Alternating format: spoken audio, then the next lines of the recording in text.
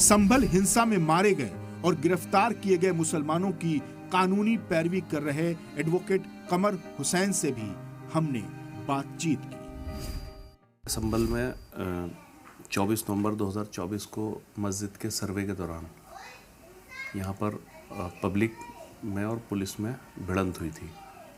Police का अपना prosecution का और पुलिस का अपना एक वर्जन है कि लोगों ने गोलियां चलाई, पत्थरबाजी की, उसके बाद हमने उन्हें खदेड़ा। ये प्रोसिक्यूशन का और पुलिस का वर्जन है।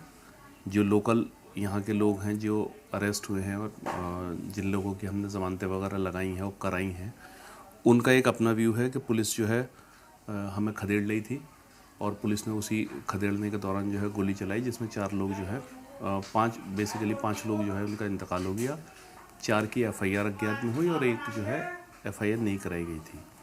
ये तो पूरा एक एपिसोड हुआ था।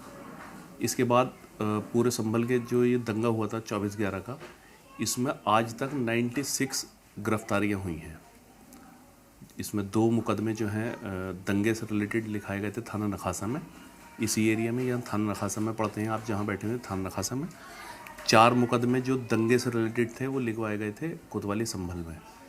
इसके अलावा 4 मर्डर के केस लिखवाए गए हैं और कुछ मुकदमे ऐसे लिखवाए गए हैं जिसमें दंगा भड़काने के लिए हों। इन टोटल जो है वो 13 मुकदमे हैं जो संभल में लिखे गए हैं दंगे से रिलेटेड। इसमें अभी तक 96 गिरफ्तारी हुई थी। 96 में से 40 लोगों की ज़मानतें हो गई हैं और हमें उम्मीद है कि जल्दी हाई कोर्ट से और सुप्रीम कोर्ट से इंशाअल्लाह ताला बेलें सभी की हो जाएगी। मंदिर मस्जिद के नाम पर इस मुल्क में न जाने कितनी जाने गई हैं। ऐसा लगता है कि अब उसी स्क्रिप्ट पर समाज फिर चल पड़ा है। लगातार समाज के एक तबके के खिलाफ सांप्रदायिक नारों और दावों से घेराबंदी की जा रही है ताकि किसी तरह से दबाव पैदा किया जाए, यानी दंगे थोपने वाली साजिश। संभल की मस्जिद पर चल रहा ये विवाद सिर्फ एक इमारत का मसला नहीं है, ये मुल्क के मुसलमानों के जज्बात का मसला है, उनके होने और ना होने का मसला है, एक ऐसी तहजीब का मसला है जो सदियों से इस मिट्टी में बसी है। बाबरी मस्जिद के जख्म अभी भरे भी नहीं थे और अब दोबारा वही कहानी दोहराई जा रही है। कहीं काशी विश्वनाथ के साय में ज्ञानवापी मस्जिद को निशाना बनाया जा रहा है तो कहीं मथुरा की शाही ईदगाह पर सियासत गरमाई जा रही है और अब संभल की मस्जिद को लेकर सवाल खड़े किए गए हैं।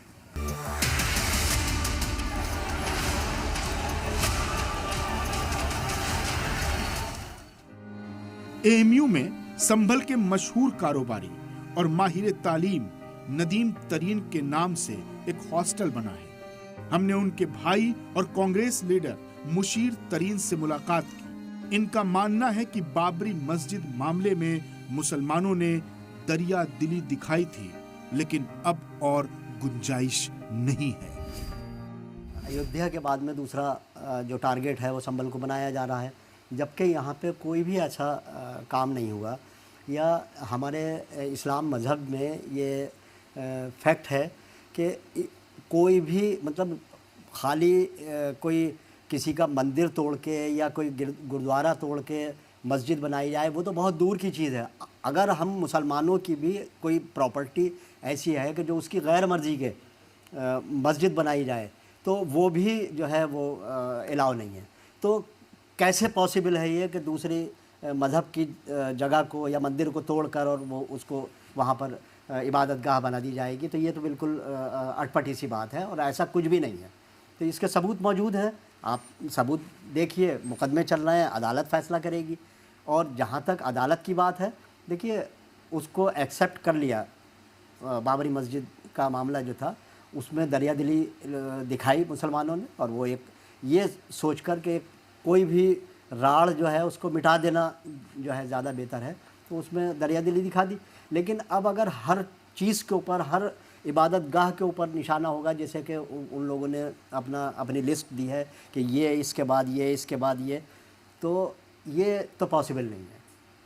मुसलमान, ये माहौल ख़राब होगा और इस बात से नुकसान जो है वो देश को होगा और देश को भारी नुकसान, भारी कीमत इस बात के ऊपर चुकानी पड़ेगी कि हमारा देश, इतना बड़ा देश, डेमोक्रेसी यहाँ की मशहूर है, यहाँ लोग आपस में कितने भाईचारे के साथ रहते हैं, एक दूसरे को सपोर्ट करते हैं, तो लोग जो हैं वो बजाय तरक्की करने के, देश तरक्की करने के बजाय वो पीछे जाना शुरू कर देगा।